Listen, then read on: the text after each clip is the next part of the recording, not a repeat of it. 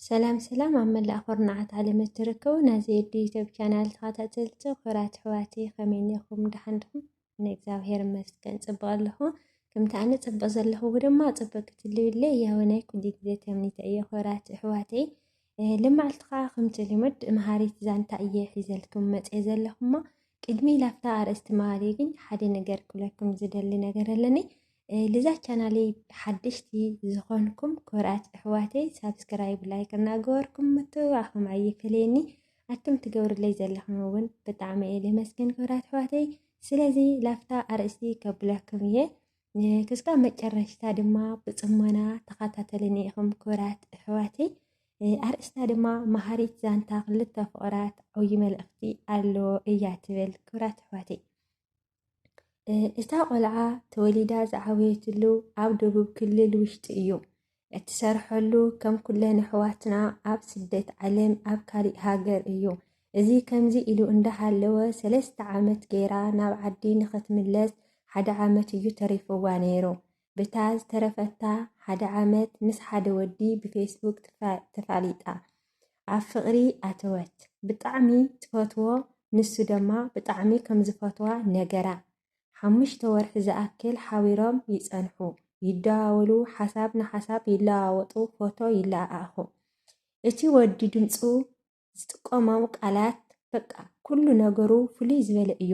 እታ ቆልዓ ድምፁ ከይሰምዐት እንተውዒላ ንዓኣ ከቢድ እዩ ይኹን እምበር ሙሉእ ሰውነቱ ሪኣቶ ስለ ዘይትፈልጥ ፎቶ ክልእኸላ እንከሎውን ካብ ክሳዱ ንላዕሊ ስለ ዝልእኸላ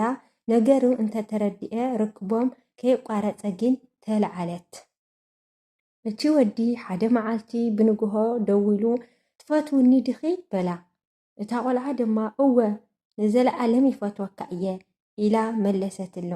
እቲ ወዲ ድማ ዝኾነ ነገር እንተደኣ ርኢኽለይ ክትፍለይኒ ኣይትኽእልን ኢኺ በላ እታ ጓል ድማ እወ በለቶ ልባ ግን ተረበሸት እቲ ወዲ ድማ ንእሽተን ምስ ፀንሐ ፍቕረይ መዓረይ ኣነ ክንቃሳቐስ ኣይክእልን እየ ክልቲኦም እእጋረይ ሕሙማት እዮም በላ እዛ ጓል ድማ ኣብዚ ሰዓት እዚ ሰማይ ወይ ምድሪ ክትውሕጣ ተመነየት ካብ ምድንጋፃ ዝተለዓለ ሓደ መዓልቲ ክትድሕን ኢኻ ኢላ ስልኩ ኣብ እዝኑ ዓፀየታ ኣብዚ ሓሳብ ውሽጢ 3 ወርሒ ፀኒሓ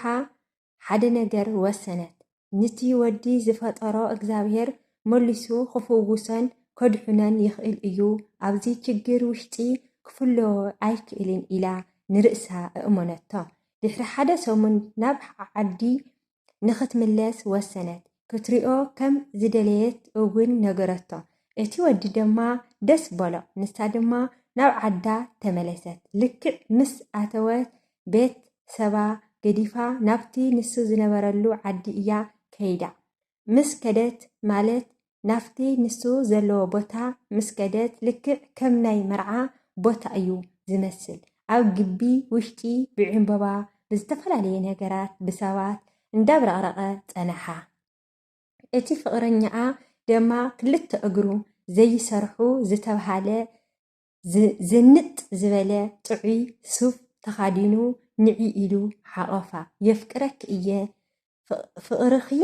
ሓቀኛን ናይ ዘለዓለምን ምዃኑ ተረዲአ ኣለኹ ኣነ ግን ሕሙም ኣይኮንኩን ቆይመ ምኻድ ይኽእል እየ ንዓኺ ንምግማት ዝገበርክዎ ነገር እዩ በላ ንሳ ድማ ብሓጎስ ኣነ ሓቂ ዋላ ተዝኸውን ነይሩ ከም ዘይገድፈካ ወሲነ ነይረ እያ በለቶ ከምኡ እትመሃረሉ ተስፋ ይገብር ኣሕዋተይ ፈጣሪ ሓቀኛ ፍቕሪ ይዓድለኛ ብዩቱብ ንኽንፈልጥ ዘይኮነሲ ዝፈለጥናዮ ክነፍልጥ ንጠቐመሉ ምፍላጥ ጽቡቕ እዩ ዝፈለጥካዮ ክተፍልጥ ከለኻ ድማ ዝበለፀ ጽቡቕ እዩ ኣብ ምድሪ እንገብሮም ጽቡቓት ስራሕትኛ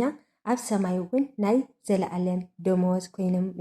የኽፍልና ኩሉ ግዜ ካብ ክፍኣት ንላዕሊ ጽቡቕ ነገር ንሕሰብ ጽቡቕ ስራሕ ንርእስኻ እዩ ስለ ዝኾነ ስለዚ ንስኻ እውን እዚ ሕዚ ሰሚዕኻዮ ዘለኻ ዛንታ ወይ ሰሚዕኽዮ ዘለኻ ዛንታ ናብ ኩሎም ንኸበፅሕ ሸር ላይክ እናገበርኩም ክብራት ኣሕዋተይ ነዛ ቻናለይ ምትውዋዕኹም ኣይፈለየኒ ኣነ እውን ንኣኻትኩም መሃር እዩ ዝብሎ ከምዚ ገይረ ክለቀልኩም እየ ክብራት ኣሕዋተይ ባዕልትና ንባዕልትና ከም ኢልና ንተባባዕ ማለት እዩ ብሓቂ ማለት እዩ እዚ ቆልዓ ካብዛ ዛንታ እዚኣ ብዙሕ ኢና ንምሃር ማለት እዩ ብዙሕ ኢና ንምሃር እና ክብራት ኣሕዋተይ ሓደ ሰብ ብማዕዶ ኣይትፈርደን ኢኻ እንታይ ደኣ መን ሓደ ፈራዲ ሓደ ፈጣሪ እዩ ዝፈርዶ ሰብ ይኹንኪ ፈራዲ እንሳ ቆልዓ እዚኣ ግን ብዓርሳ ተኣማሚና ያው ኣነ ደካማ ተኾንኩ ሓደ ፈጣሪ ከድሕንኦ እዩ ኢላ ትፅልየላ ከላ ንዘፍቃሪኣ ግን ያው ከምቱ ዝተፀበየት ተኮይኑ ኣይፀኒሓን እንታይ ደኣ ትኽክል ኮይኑ ፀኒሕ ወንስ ግን ንኽፍትና እዚ ኩሉ ፕሮሰስ እዩ ገይሩላ ዘሎ ስለዚ ክብራት ኣሕዋተይ ብጣዕሚ እዛ ዛንታ ተምሂርኩምላ ክትኮኑ እውን ተስፋ ይገብር እና ናብ ኩሉ ሸር ግበርለይ ላይክ እና ምትውዋዕኹም እውን ኣይፈለየኒ ማለት ክብራት ኣሕዋተይ እዛ ቻናል በነት ሓድሽቲ ዝኾንኩም ብድጋሚ ላይክ ሳብስክራይብ እናገበርኩም ኣተባብዕኒ ኢኹም ከም ኢለ ከምዚ ዝፈልጦ ክለቀልኩም እየ ክብራት ቤተሰብ እና ኣነ ይፈትወክም እየ የኽብረክም እየ ክብራት ኣሕዋተይ ይመችኹም ስሰናይ ንዓኹም ባይ ባይ ነዛ ቻናለይ ሓድሽቲ ዝኾንኩም ሳብስክራይብ ላይክ ኮመንት ሸር ብምግባር ቤተሰብ ኩኑ ይመች